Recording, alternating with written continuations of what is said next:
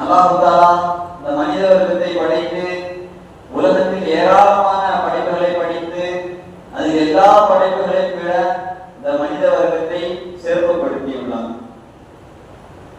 இந்த மனித வர்க்கத்திற்கு அல்லாஹ் தஆலா ஏராளமான அந்தஸ்துகளையும் சிறப்புகளையும் வழங்கியுள்ளார். அல்லாஹ் தஆலா கூறுவான்,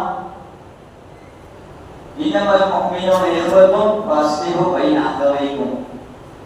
ஈமான் கொண்ட விசுவாசிகளே, நீங்கள் ஒவ்வொருவரும் சகோதர சகோதரிகள். நீங்கள் உங்களுக்கு மத்தியில் ஏதேனும் சண்டை வந்தால், ஏதேனும் பிரச்சனை வந்தால், ஃபஸ்லிஹு நீங்கள் அதனை சீர்திருத்திக் கொள்ளுங்கள். நீங்கள் அந்த பிரச்சனைகளையும் உங்களுக்கு மத்தியில் ஏற்படும் சண்டைகளையும் நீங்கள் தீர்த்து கொள்ளுங்கள் என்பதாக அல்லாஹ் தஆலா குறிப்பிட்டு காட்டுகிறான்.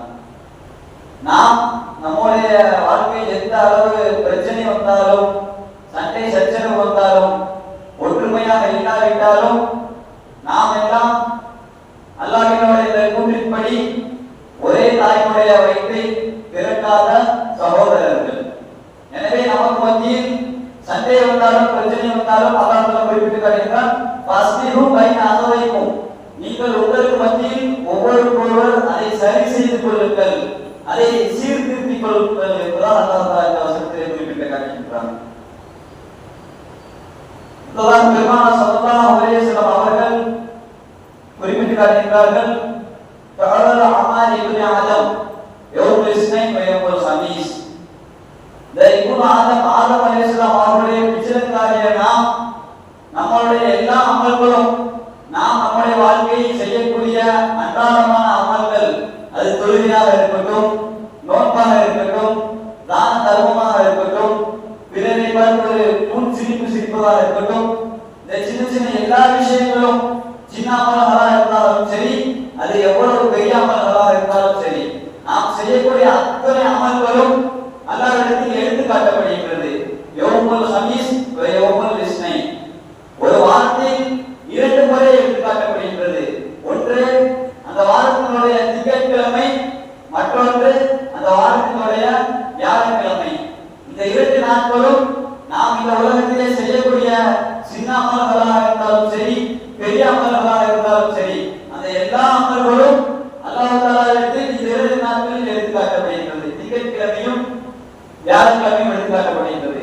அல்லாஹ் தஆலா நாம் செய்கின்ற எல்லா அமல்களையும் பார்த்துக்கொண்டே இருக்கின்றான். பார்த்துவிட்டு மலக்குமார்களிடம் கூறுகின்றான், இன்னி கஃபர்து லஹும், நான் அவர்களை மன்னித்து விட்டேன். அவர்கள் அமல் செய்திருந்தாலும், அந்த அமலில் அவர்கள் செய்த அமலில் ஏதேனும் ஒரு தவறு செய்திருந்தாலும், அவர்கள் செய்த அந்த அமலில் ஏதேனும் ஒரு பிழை இருந்திருந்தாலும், கஃபர்து லஹும், நான் அவர்களை மன்னித்து விட்டேன். இல்ல ஷுஹனா, நான் ஒரே ஒரு நபரை மட்டும் மன்னிக்க மாட்டேன்.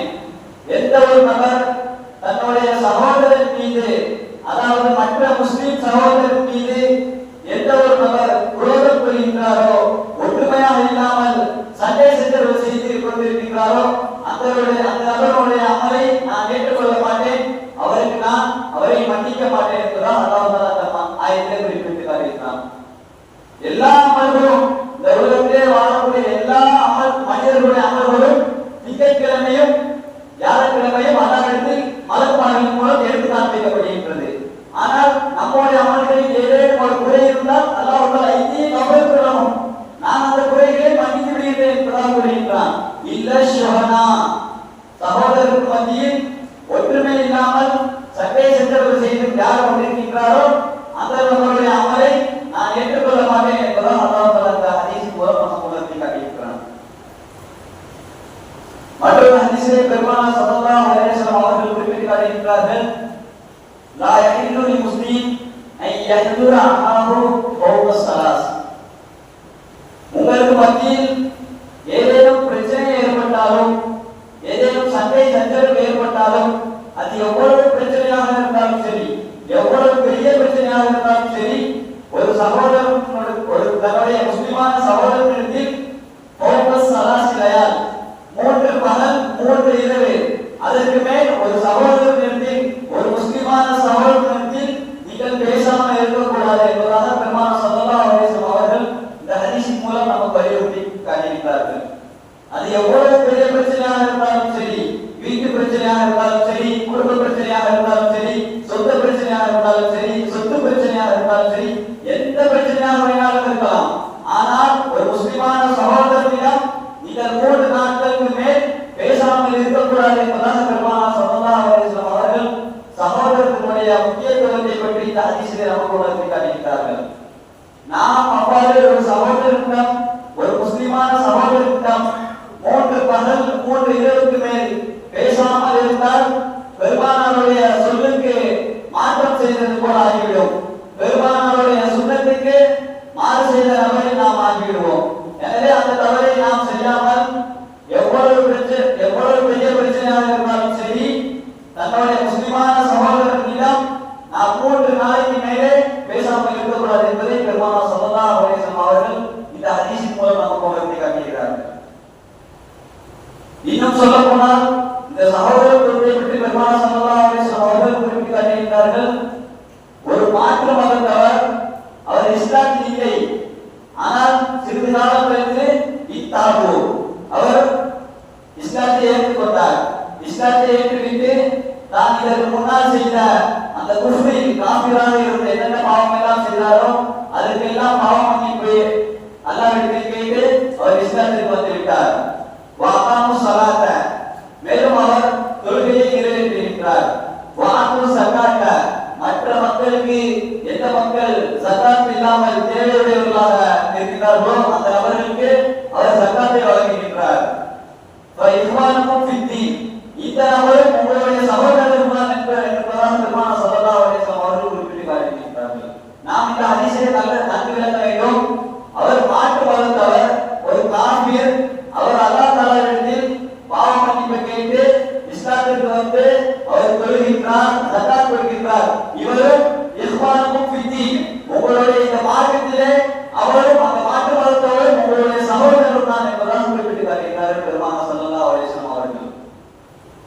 அபூ ஜஹல், அபூ லஹப், எவ்வளவோ மிகப்பெரிய கொடுங்கோல் மன்னன், கொடுங்கோல் ஆட்சியாளன், இப்படிப்பட்ட நபர்களும் இஸ்லாத்திற்கு வந்துவிட்டால் அவர்களும் நமக்கு சகோதரர்கள் என்ற அளவுக்கு பெருமானார் ஸல்லல்லாஹு அலைஹி வஸல்லம் அவர்கள் இந்த ஹதீஸில் நமக்கு உணர்த்தி காட்டுகிறார்கள். அபூ லஹபை பற்றி பெருமானார் அல்லாஹ் தஆலா குர்ஆனிலே பத்வா விட்டான், சாபம் விட்டான். தப்பத் யதா அபீ லஹபின் பத்தப், அபூ லஹபுடைய 2 கைகளும் நாசமடையட்டும். அல்லாஹ் தஆலா ஒரு மனிதரை அவ்வளவு சீக்கிரத்தில் சாதாரணமாக சாபத்தை விட மாட்டான். அதுவும் குர்ஆனிலே வருகின்றது என்று சொன்னால் அவனுடைய அபூ லஹப் அவன் வாழும் காலத்தில் பிற முஸ்லிம் மக்களுக்கு, குறிப்பாக பெருமானார் ஸல்லல்லாஹு அலைஹி வஸல்லம் அவர்களுக்கு எந்த அளவிற்கு தொல்லையையும் எந்த அளவிற்கு சிரமங்களையும் கஷ்டங்களையும் கொடுத்திருப்பான் என்பதாக நாம் யோசித்து பார்க்க வேண்டும். இப்படிப்பட்ட அபூ லஹப் இஸ்லாத்திற்கு வந்தால் அவரும் உங்களுடைய சகோதரர்கள் என்ற அளவிற்கு பெருமானார் ஸல்லல்லாஹு அலைஹி வஸல்லம் அவர்கள் நமக்கு சகோதரத்துவத்தை பற்றி உணர்த்தி காட்டுகிறார்கள். அடுத்த ஹதீஸிலே குறிப்பிட்டு காட்டுகிறார்கள், அல் முஃமினு அல்லதி யுஹாரிபு ஃபின் நாஸி வயஸ்பிரு அலா அதாஹு, ஒரு முஸ்லிமான அடியான் மற்ற முஸ்லிமான சகோதரர்களுடன், மற்ற முஸ்லிமான மக்களுடன் அவர் பழகுகின்றார், அவர் பேசுகின்றார், அந்த மக்களுடன் அவர் கலந்து இருக்கின்றார்.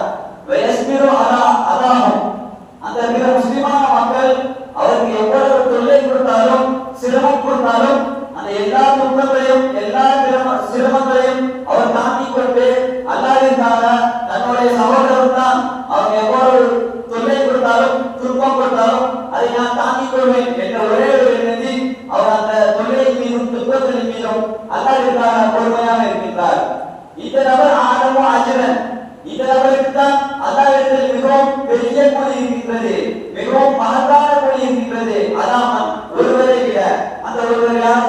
அல்லதி லா யுஹாரிபுஹும் வலா யஸ்பிரு அலா அதாஹும், மற்றொரு மூமின் பிற மக்களுடன், பிற முஸ்லிமான ஆண்களுடன், பிற முஸ்லிமான சகோதரர்களுடன் அவர்கள் மத்தியில் எந்த ஒரு பேச்சுவார்த்தையும் இல்லாமல் அவர்கள் கொடுக்கக்கூடிய அந்த கஷ்டங்களை அவர் தாங்காமல் அந்த கஷ்டத்தின் மீது பொறுமை இல்லாமல் எந்த நபர் இருக்கின்றாரோ இந்த நபரை விட யார் எந்த ஒரு மூமின் மற்ற முஸ்லிம் மக்களுடன், முஸ்லிம் சகோதரர்களுடன் நெருங்கி பழகி அவர்கள் கொடுக்கக்கூடிய தொல்லைகளை தாங்கி வருகின்றாரோ அந்த நபருக்கு என்னிடத்திலே நாளை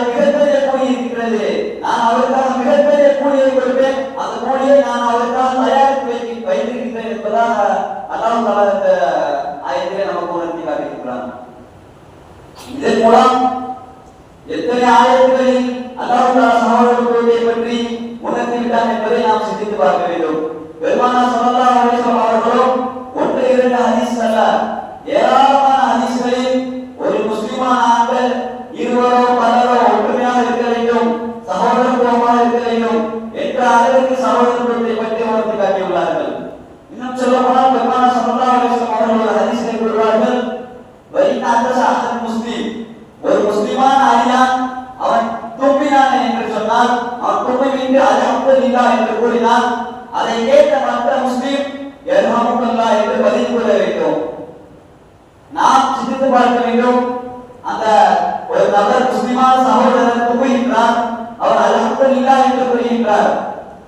அவர் நமக்கு தெரிந்தவராக இருந்தாலும் சரி, அவர் நமக்கு தெரியாதவராக இருந்தாலும் சரி, நம்முடைய வாழ்க்கையில் அவரை இதுவரை ஒரு முறை கூட நாம் பார்த்திருக்காவிட்டாலும் சரி, ஆனால் ஒரு முஸ்லிமான அடியான், ஒரு முஸ்லிமான சகோதரன் தும்பிவிட்டு அல்ஹம்துலில்லாஹ் என்று சொன்னால் நாம் அதற்கு கட்டாயம் பதில் கூறிவிட வேண்டும், அல்ஹம்துலில்லாஹ் என்று பதில் கூறிவிட வேண்டும் என்பதாக பெருமானார் ஸல்லல்லாஹு அலைஹி வஸல்லம் அவர்கள் குறிப்பிட்டு காட்டுகிறார்கள். நமக்கு யார் என்றே தெரியாது, ஒரு அறிமுகம் இல்லாத ஒரு புதிய நபர் அவர் தும்பினால் அந்த நபருக்கு நாம் பதில் கூற வேண்டும் என்று சொன்னால் எந்த அளவிற்கு பெருமானார் ஸல்லல்லாஹு அலைஹி வஸல்லம் அவர்கள் இந்த சகோதரத்துவத்தை வற்புறுத்தி கூறியுள்ளார்கள் என்பதை நாம் விளங்கிக் கொள்ள வேண்டும். ஒரு நபர் நோன்புடைய காலத்திலோ அல்லது மற்ற காலத்திலோ அவர் நோன்பு நோக்கின்றார். காலை 4 மணிக்கு எழுந்து உணவு அருந்திவிட்டு அல்லாஹ்விற்காக அவருடைய மன இச்சைகளையும் அவருடைய ஆசா பாசங்களையும் அல்லாஹ்விற்காக கட்டுப்படுத்திக் கொண்டு காலையிலிருந்து சூரியன் மறையும் வரை ஏறத்தாழ 12 மணி நேரம் முதல் ஒரு 14 மணி நேரம் வரை அவர் அல்லாஹ்விற்காக தன்னுடைய நாவையும் தன்னுடைய வாயையும் தன்னுடைய வயிற்றையும் அல்லாஹ்விற்காக கட்டுப்படுத்தி இருக்கின்றார்.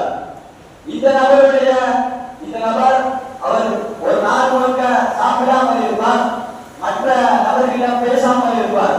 இவருடைய வாயிலிருந்து துர்நாற்றம் வீசும். இந்த துர்நாற்றம் அல்லாஹ் தஆலாவிடத்தில் அதிகமான மிஸ்க் கஸ்தூரி மனம் எந்த அளவுக்கு மனம் வீசுகின்றதோ அதை விட மிகவும் மேலான மனமாக அந்த நோபாளிகளுடைய வாயிலிருந்து வரக்கூடிய அந்த துர்நாற்றம் இருக்கும் என்பதாக பெருமானார் ஸல்லல்லாஹு அலைஹி வஸல்லம் அவர்கள் கூறி காட்டுகிறார்கள். அந்த நோபாளிகளுடைய வாயிலிருந்து வரக்கூடிய அந்த துர்நாற்றம் அல்லாஹ் தஆலாவிடத்தில் கஸ்தூரியை விட மிகவும் மனமானதாக இருக்கும். ஆனால் நமக்கு முன்னால் இருக்கக்கூடிய அந்த சகோதரனுடைய அந்த துர்நாற்றம் நமக்கு அது துர்நாற்றமாக தான் தெரியும். அந்த துர்நாற்றத்தை நாம் தாங்கிக் கொள்ள வேண்டும், அதை ஒரு பெரிய பொருட்படுத்தக்கூடாது என்பதாக பெருமானார் ஸல்லல்லாஹு அலைஹி வஸல்லம் அவர்கள் குறிப்பிட்டார்கள். அந்த நோபாளிகளுடைய வாயிலிருந்து வரக்கூடிய வாடை அல்லாஹ் தஆலாவிடத்தில் கஸ்தூரியை விட மிகவும் மனமானது. ஆனால் ஒரு முஸ்லிம் அந்த நோபாளிக்கு அருகில் இருந்து அந்த துர்நாற்றத்தை நுகர்ந்தால் அதை அந்த சகோதரருக்காக, அந்த முஸ்லிமான சகோதரருக்காக கட்டுப்படுத்திக் கொண்டு அந்த வாடையை தாங்கிக் கொண்டு இருக்க வேண்டும். இதுதான் சகோதரத்துவம் என்பதாக பெருமானார் ஸல்லல்லாஹு அலைஹி வஸல்லம் அவர்கள் இந்த ஹதீஸின் மூலம் வலியுறுத்தி காட்டியிருக்கிறார்கள். அடுத்த ஹதீஸில் பெருமானார் ஸல்லல்லாஹு அலைஹி வஸல்லம் அவர்கள் குறிப்பிட்டு காட்டுகிறார்கள், லா யுமினு அஹதுக்கும், நிச்சயமாக ஒவ்வொருவரும் மூமினாக முடியாது, அத்தா எதுவரை என்றால் யுஹிப்புல் அஹீஹி மா யுஹிப்புல் நஃப்ஸிஹி. ஒரு முஸ்லிமான அடியான் தான் தனக்கு எந்த பொருளை பயன்படுத்துகின்றானோ, தனக்கு எந்த பொருளை விரும்புகின்றானோ அந்த பொருளை தான் பிற சகோதரனுக்கு, பிற முஸ்லிமான நபருக்கு விரும்ப வேண்டும். இப்படி இருந்தால்தான் அந்த நபர் உண்மையான முஸ்லிம் ஆவார் என்பதாக பெருமானார் ஸல்லல்லாஹு அலைஹி வஸல்லம் அவர்கள் குறிப்பிட்டார்கள். உதாரணமாக நாம் ஒரு 1000 ரூபாய் மதிப்புள்ள ஒரு பொருளை வைத்திருக்கின்றோம். இதைதான் நம்முடைய மனம் விரும்புகின்றது. இந்த 1000 ரூபாய் மதிப்பிலான பொருளை தான் நாம் பிரியப்படுகின்றோம். ஆனால் நம்முடைய நண்பனுக்கோ நம்முடைய சகோதரனுக்கோ அதற்கும் குறைவான ஒரு 500 ரூபாய் மதிப்பிலான பொருளை பிரியப்படக்கூடாது. காரணம், தனக்கு எதை விரும்புகின்றானோ, தனக்கு எந்த பொருளை பயன்படுத்துகின்றானோ, தன்னிடத்தில் எந்த பொருளை ஆசையாக வைத்திருக்கின்றானோ அந்த பொருளை தான், அந்த விஷயத்தை தான் தன்னுடைய முஸ்லிமான சகோதரருக்கும் வழங்க வேண்டும். அதை தான் தன்னுடைய முஸ்லிமான சகோதரருக்கும் ஆசைப்பட வேண்டும் என்பதாக